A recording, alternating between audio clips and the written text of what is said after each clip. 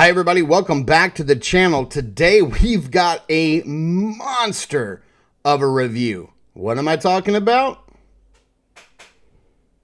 Look what I finally opened. Let's get into it. If Saturday morning cartoons fueled your imagination as a kid and powers your action figure collecting now as an adult, then you're in the right place. Thanks for stopping by and welcome to Saturday Morning Toy Collector. And if you like my content, please consider subscribing.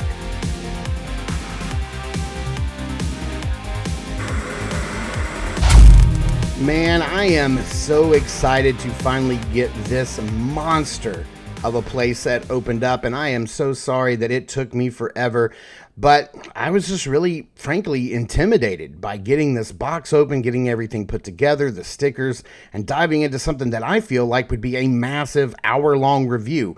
But thankfully, I was able to get this thing down to just about 20 minutes, so that's easily digestible. Here are some beautiful packaging shots of the box, which I absolutely love. Some nice artwork on the back, which is really cool. Hey, look at that sneaky little extendar hanging out there on the top of Grayskull Tower.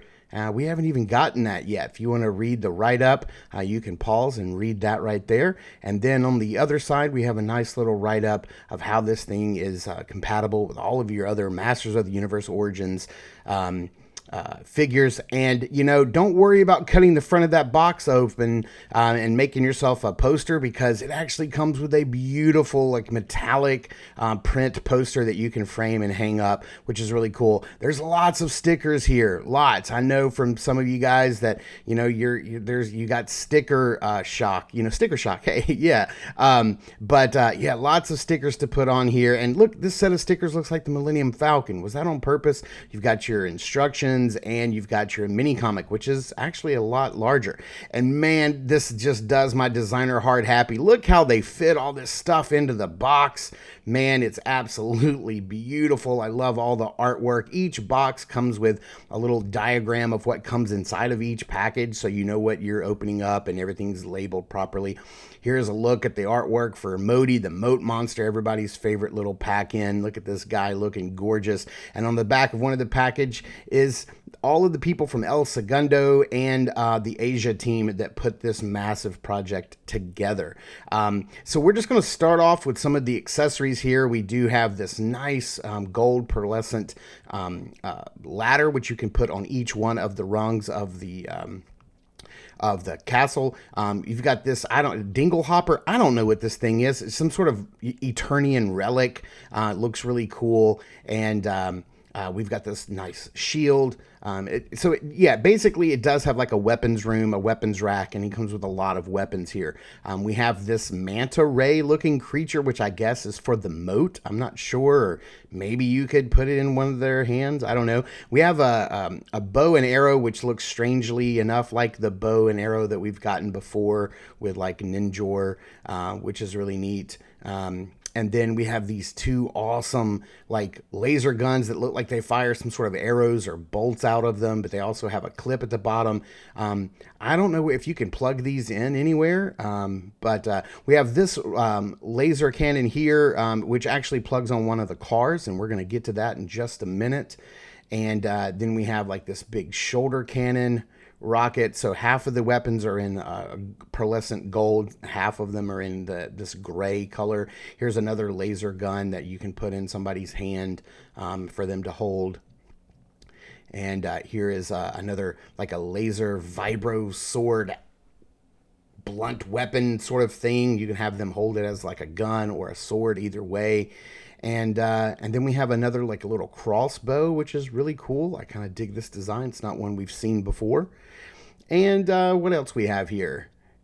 We have 4 of these sky hooks. So they give you 4 of these sky hooks. You can clip these onto any master's hand and have them slide around the track, which is pretty neat. We have this little piece here, which I'll show you guys what this does later, but this activates a trapdoor on one of the cars as it drives by. We'll show you how this works in just a little bit. Actually, it goes to, this is called the cage car, and as it drives by, it actually clicks this little lever here, and the bottom part of it falls open. A couple little stickers there on the bottom I had to install, and some stickers on the side, but that's how that works. And whatever figure you have in there, you can kind of load them in the front. You can see a little sticker there we had to apply there at the front as well. But you load them in the front, and then as it drives around the track, it sort of falls out the bottom, which is a pretty neat little gimmick. I dig it. Here's, I think, what they call like the sky sled or something like that.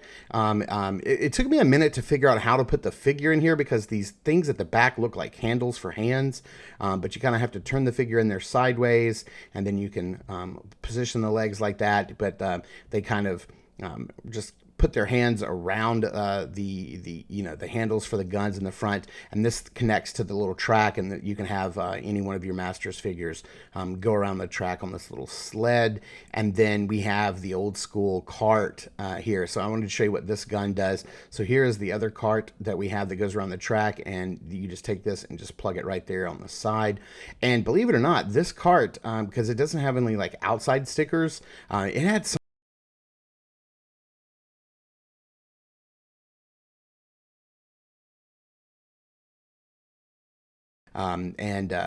yeah, it just looks really cool. And then if you want to load a figure in, even though the canopy does open, you really want to load your figure in from the back, and they just kind of lay down in there. They don't really sit up very much in there, but you can see He-Man or whatever Masters of the Universe Origins figures you want to put in there, you can put in there. And then again, this also connects to the cart as well. Now here is the actual battery operated part that actually clips onto the track and connects to each one of the carts and actually turns on. You can see the button right there on the side. Had to put 4 stickers on it, but this is what carries the different carts and sleds around the track. And this is a pretty hefty piece of plastic. Here's everybody's favorite moat monster, Modi. Boy, he's looking really good. The jaw articulates. He's articulated at the waist. He can rock back and forth, which is really cool. He has a nice paint job on him. The front legs can rotate and hinge outward, which is really neat. And then, of course, his back legs rotate. His tail turns, which is really cool. And I love that blue spray on the back, and the eyes are so super glossy. And this guy is just absolutely incredible. Here we have the cannon that goes on top of Eternia, and it goes on top of Castle, the Grayskull Tower as well. It does sort of, you can position it and rock it back and forth however you want to. It does come apart. You have this little hinged visor here and a little sticker that we had to apply there. You've got 2 firing missiles. They just plug in. You have a little gray button on each side, and they do pop out and fire, and it's a nice little attachment for the top of either one of your towers. And you can put your Masters here on the thing. Kind of fits in. It kind of reminds me of Battle Cat's saddle in a way, but his hands fit nicely on the controls, and that's what a figure looks like blasting away on the blaster. And then lastly, we have King Grayskull here, and I love this artwork on the front of the box. This thing did ship separately. It did not come in the package. Nice artwork on the back of King Grayskull, looking more like his Masterverse version than his Origins version. But here is the figure out of the package, and I am so very thankful that they packaged this guy in a removable, figure-friendly, collector-friendly package, so that you can take him out. You can see that skull right there in the background, and there's that artwork. Both of those are on the box. So you can take this figure out, play around with it, pose it, set it up with your Eternia playset, and then put it back in when you want to sell this guy. And I know he's going for a pretty penny on eBay right now. Just this figure alone is selling for more than the Eternia playset itself, or at least it was last time I checked. He does come with this beautiful, like, clear, translucent blue power sword. He does come with this nice cape. With some fur around the top. You see Velcro straps. I'll show you how to put this on. Has a nice frayed edge. Very reminiscent of the Masterverse version that we got of King Grayskull. And man, this guy is gorgeous. That head sculpt, the hair, the colors, just the tones on this guy are just beautiful. All the colors work well together. Look at this new chest piece we have with this new symbol. It just looks great. Nice little pearlescent gray plastic around here, but I love like the gold and the tan pants and the tan boots. Man, just everything looks good. You can see that he does have a little loop here in the back to store his sword, but when the cape is on, I don't know if that's going to work. And then that ponytail kind of gets in the way when moving the sword around or moving the head around. And I like that nice He-Man symbol on the back of his like hair, which looks really cool. And the way this was in the package, you had to take it apart to get him out so you didn't tear the cape, but you just slide one end of the Velcro strap under one side and then just press it onto the cape itself. This whole top part of the cape is the other part of the Velcro, so wherever you stick it, it's going to stick nicely. You just want to slide that in underneath like that, pull it through, and then just stick it to the cape itself, and there you go. Now you do want to like sort of tail to get it sort of up on his neck a little bit, over his shoulders a little bit. You could probably pull it up a little bit further here, but man, this does look nice, and that red just adds so much to the gold and tan and brown skin tones. Man, it just looks very regal and beautiful. I love the colors on this guy, and there he is with the sword looking mighty incredible. Man, this guy just looks really, really good.